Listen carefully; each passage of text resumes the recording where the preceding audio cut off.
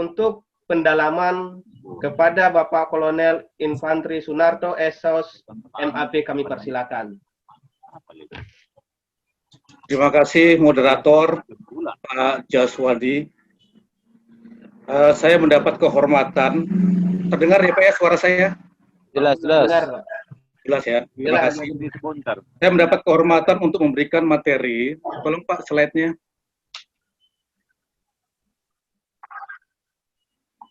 Ya, sambil berproses slide-nya.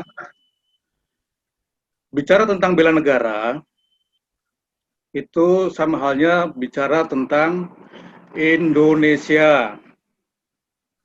Yaitu bicara tentang 17.504 kepulauan, di mana 16.056 yang sudah punya nama, dan 1.448 yang belum punya nama. Bicara bela negara, sama halnya bicara tentang 714 suku bangsa yang ada di Indonesia, termasuk 1.001 bahasa daerah. Pada kesempatan ini, saya mengambil judul Bela Negara Kolektif sebagai strategi efektif dalam menghadapi perang peradaban. Kita lihat sejenak lukisan imajiner.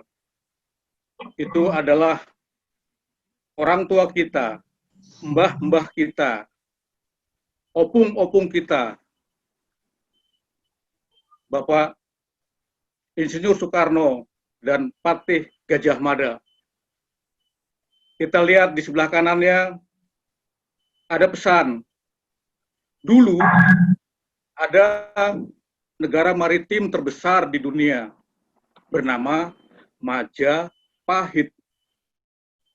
Jangan sampai kelak anak cucu kita membaca sejarah, dulu ada negara kepulauan terbesar di dunia bernama Indonesia.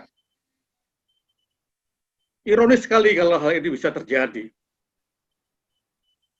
Di sisi lain, saya mencoba menerjemahkan definisi bela negara dalam perspektif kekinian, yaitu bela negara itu adalah fitrah bagi seluruh anak bangsa. Fitrahnya seperti tawon, yaitu semangat membangun, tapi bila diusik, rela mati demi negaranya. Kita ingat pada saat-saat ini, seorang pengusaha besar, Stephen Elop, setelah terjadi disruption, dia menyatakan, kami tidak melakukan kesalahan apapun, tiba-tiba kami kalah dan punah. Disruption. Artinya, untuk menghancurkan sebuah produk, untuk menghancurkan suatu peradaban, itu tidak perlu digempur untuk konteks saat ini. Tidak perlu diserang. Coba lanjut, slide berikutnya. Ya, Pak. Ini sedikit perkenalan dari saya. Saya Kolonel Infantri Sunarto, lulusan Akademi Militer 89, bertugas pertama di Kodam Jaya. Kemudian setelah itu saya selapa bertugas di Ambon sebagai Wadanyon Linut 733 Masariku dan Kasdim Ambon. Itu tahun 2000 sampai dengan 2003. Saat itu sedang terjadi konflik. Tugas di Ambon, saya cerita sedikit. Bagi saya adalah kawah tandra di muka saya yang kedua, Pak, setelah dididik di Akademi Militer. Mengapa? Kami melihat sendiri dengan perspektif saya, ketika yang Muslim yang korban, itu adalah rakyat kita sendiri. Yang Kristen yang korban, itu adalah rakyat kita sendiri. Aparat yang bertugas, baik organik maupun satgas, yang korban, itu pun aparat kita sendiri. Bahasa Betawinya, kagak ada Belandenye, kita ame kita bunuh-bunuhan. Itu menjadi trauma bagi kami. Alhamdulillah saya mendapat kesempatan Sesko tahun 2003. Kemudian saya tugas di Bali dan sekarang bertugas di Kodiklat TNI. Di samping itu juga saya menjadi andalan nasional di Komisi Bela Negara Kuarnas Gedakan Pramuka periode 2018-2023. Ini sekelumit perkenalan, nanti lebih jauh bisa kita pertemuan berikutnya. Ya, Indonesia di tengah peradaban dunia dalam perang peradaban atau asimetris. Hal yang kurang kita pahami adalah bahwa saat ini kita berada di perang generasi keempat. Profesor Elliot Johan dari Universitas Hegemir Amerika Serikat menyatakan bahwa perang dibagi menjadi 4 generasi, yaitu perang generasi pertama, itu disebut juga Perang Dunia Pertama. Saat itu Indonesia belum ada, baru dikenal dengan nama Hindia Belanda. Baru ada pergerakan Budi Utomo, kemudian mulai dikenal nama Indonesia. Kemudian pada saat perang generasi kedua, itu adalah Perang Dunia Kedua. Apa yang terjadi di Indonesia? Saat itu adalah Jepang masuk, kemudian kita merdeka, terjadi agresi militer Belanda pertama, kedua, dan pemberontakan dalam negeri. Kemudian pada saat perang generasi ketiga, dikenal juga dengan Perang Dingin. Indonesia saat itu adalah Orde Baru. Hal yang menonjol pada saat Perang Dingin adalah rontoknya Uni Soviet dengan 2 isu, yaitu Glasnost dan Perestroika. Ternyata dengan 2 isu saja, tanpa pengiriman pasukan yang besar, negara bisa rontok dengan sendirinya. Kemudian menurut Profesor Elliot Johan, saat ini kita masuk dalam perang generasi keempat, atau yang dikenal dengan perang peradaban, atau proxy war, asimetris, dan lain sebagainya. Banyak sekali nama-nama yang disebutkan. Termasuk COVID-19 saat ini yang sedang melanda kita. Lanjut, Pak. Ilustrasi. Ya, ini sekedar gambaran ilustrasi saja. Pengacara ketika akan membela kliennya harus tahu masalahnya apa.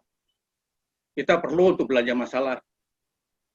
Demikian juga dokter atau para medis ketika akan mengobati pasiennya, dia harus tahu keluhan penyakitnya itu apa. Maka harus belanja masalah. Demikian halnya juga dengan bela negara. Kita harus tahu masalahnya. Kenapa kok negara harus dibela?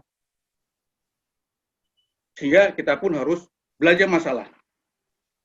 Kita harus bela negara lebih cerdas. Lanjut. Potret Indonesia saat ini, yaitu larut dalam fenomena global.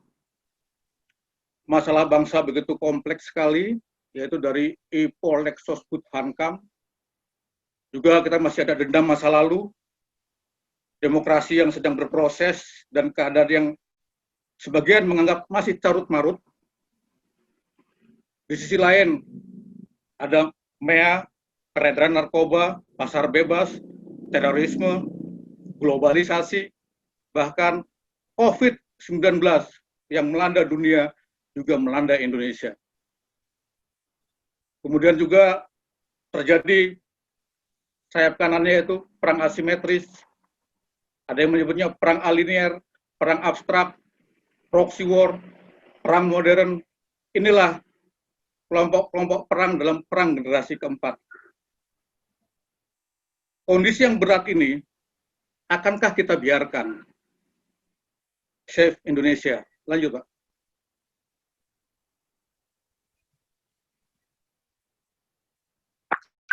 Telah terjadi social engineering atau pergeseran tata nilai. saya mencoba memotret lingkup terkecil dalam tatanan negara adalah keluarga. Bayangkan saya ambil beberapa peristiwa-peristiwa di televisi bahwa keluarga menjadi tempat yang paling tidak aman bagi penghuninya. Bayangkan, suami tega bunuh istri dan anak, pembunuhan suami dan anak bunuh ayah kandung, pembunuhan suami dan anak, istri bunuh suami. Apabila lingkungan terkecil saja tidak aman, akhirnya mencari sesuatu di luar, yang mana lingkungan luar sudah dihadang oleh peredaran narkoba secara masif. Inilah peradaban yang menggunakan narkoba. Lanjut. Lanjut, Pak. Ini ada suara lain. Kemudian juga dalam social engineering terjadi pergeseran tata nilai tentang peredaran narkoba yang masif. Ini kami soroti mengapa? Secara umum, sumber narkoba itu dari luar atau penyelundupan. Coba kita telisik siapa yang jadi korbannya.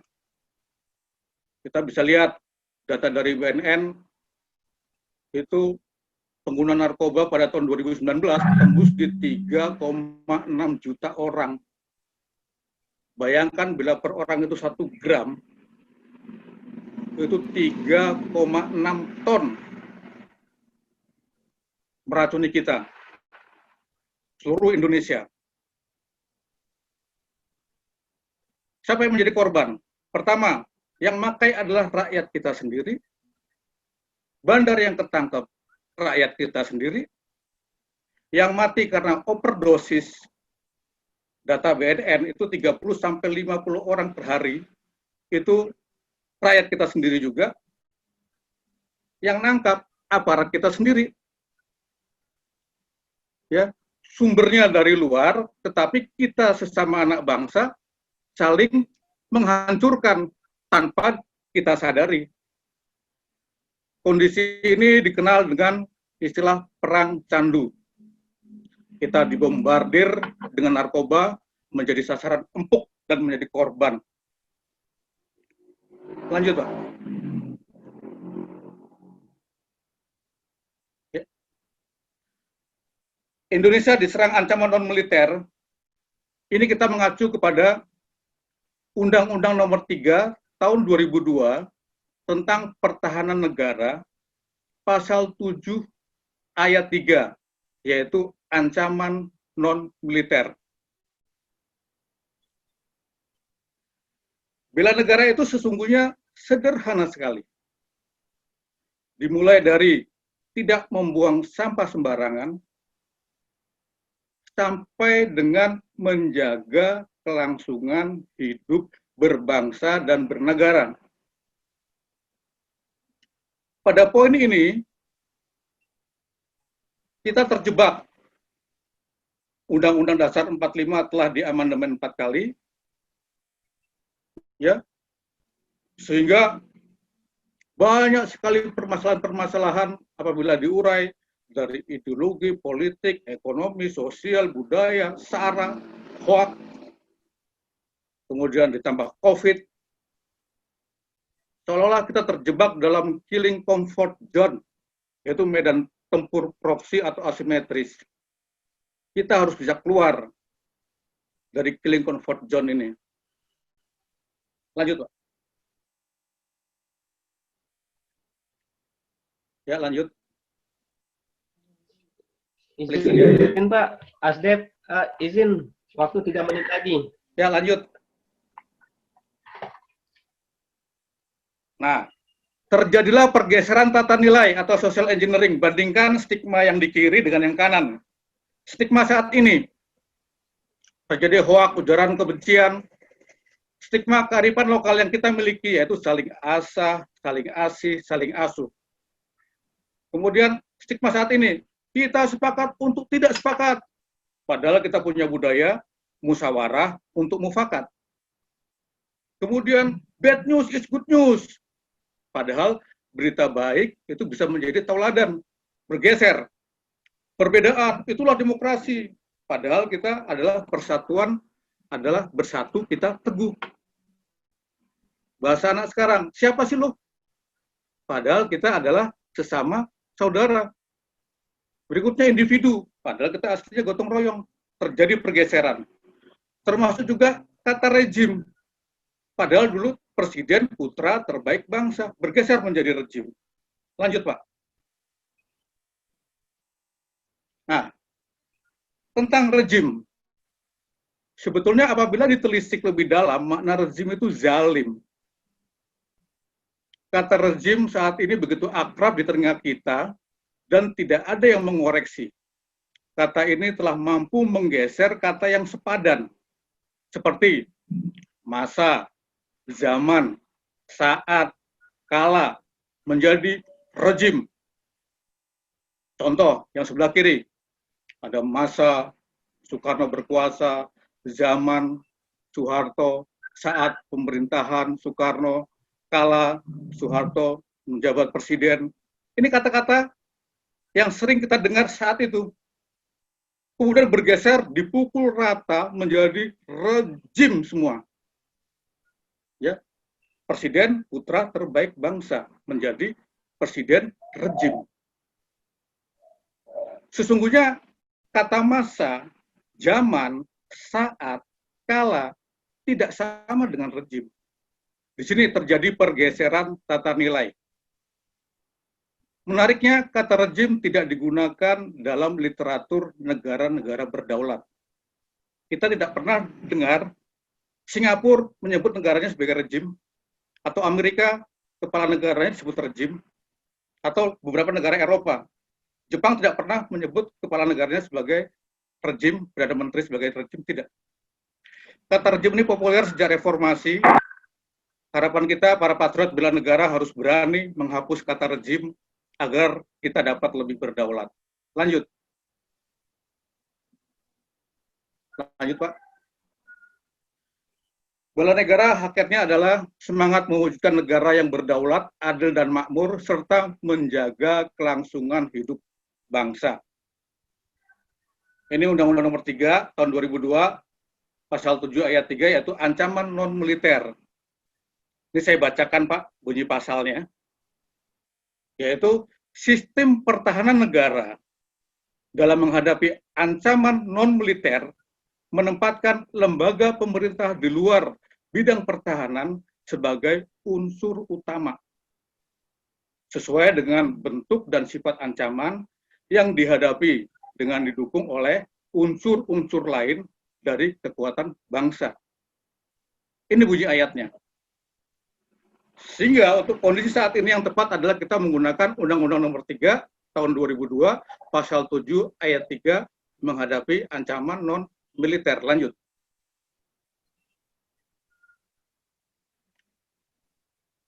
Strategi terbaik dalam bela negara, kita tahu Sun Tzu dalam menentukan pilihan serangan. Beliau adalah ahli strategi militer China. Dia menyampaikan bahwa strategi berperang terbaik adalah menjaga negara sendiri. Saya ulangi, strategi berperang terbaik adalah menjaga negara sendiri. Memenangkan 100 pertempuran bukanlah kesempurnaan tertinggi. Kesempurnaan tertinggi adalah meredam dan mengalahkan pasukan musuh tanpa harus bertempur. Lanjut, Pak.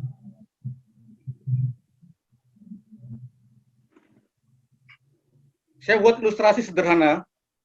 Bela negara itu dimulai dari yang sederhana, yaitu berpikir. Bayangkan, bila yang berpikir tentang Indonesia itu adalah negara lain, tentu mereka akan berpikir untuk kepentingannya. Misalnya, negara Amerika berpikir tentang Indonesia, ya untuk kepentingan mereka dong.